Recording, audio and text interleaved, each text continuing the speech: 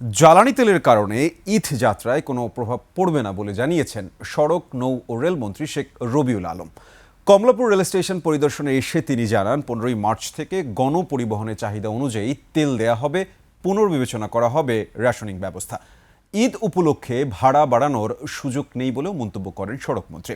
শফিকুল ইসলামের রিপোর্টে দেখুন বিস্তারিত। শিয়া বাটার ও ভিটামিন সমৃদ্ধ লিলি বিউটি সোপ, তারুণ্যময় উজ্জ্বল ত্বকের জন্য। ট্রেনে শুরু হলো ঈদযাত্রা, পাশাপাশি ফিরতি ট্রেনের টিকিট বিক্রিও শুরু হয়েছে। সকাল থেকে ঘরমুখো মানুষের ভিড় কমলাপুর রেল স্টেশনে। ঈদের দীর্ঘ ছুটির শুরুর আগেভাগেই ঢাকা ছাড়তে পারায় স্বস্তি জানান যাত্রীরা। আমার ইউনিভার্সিটি আগে বন্ধ দিয়েছিল আর আমার টিকিট কাটা ছিল 13 তারিখের, এর জন্য আর কি আগে যাচ্ছি যেন ঈদের জুট ঝামেলা না পড়তে হয়। মানে খুবই আনন্দ লাগছে, বন্ধ পাইলে তো আর থাকতে ইচ্ছে করে না, বাসায় যাইতে ইচ্ছে করে। আমি দাদুবাড়ি যাচ্ছি, ওখানে ঈদ করব। আগেই চলে যাচ্ছি কারণ লাস্টে একটু জ্যাম হতে পারে, ভিড় হতে পারে, এই জন্য আর কি আগে চলে যাচ্ছি। ট্রেনে প্রথম দিনের ঈদযাত্রা পরিদর্শনে এসে help desk, lost and found সেন্টারের উদ্বোধন করেন সড়ক নৌ ও রেলপথ মন্ত্রী শেখ রবিউল আলম ও প্রতিমন্ত্রী হাবিবুর রশিদ হাবিব। পরে মন্ত্রী জানান, এবারের ঈদযাত্রা নির্বিঘ্ন করতে সব ধরনের ব্যবস্থা গ্রহণ করেছে সরকার।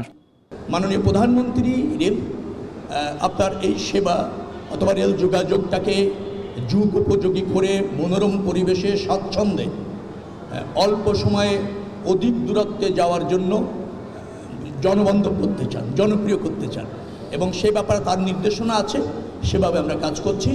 জ্বালানি তেলের কারণে ঈদযাত্রা ব্যাহত হবে না উল্লেখ করে মন্ত্রী বলেন, ঈদ উপলক্ষে ভাড়া বাড়ালে নেওয়া হবে কঠোর ব্যবস্থা।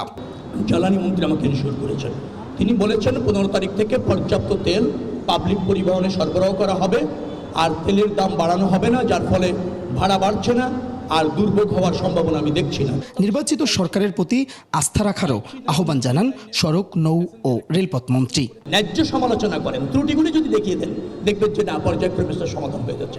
এদিকে রাজধানীর ফিলিং স্টেশনগুলো ঘুরে দেখা গেছে রেশনিং ব্যবস্থাতেই দেওয়া হচ্ছে জ্বালানি তেল। পাম্পগুলোর সামনে রয়েছে যানবাহনের দীর্ঘ সারি। শফিকুল ইসলাম, 21 টেলিভিশন, ঢাকা।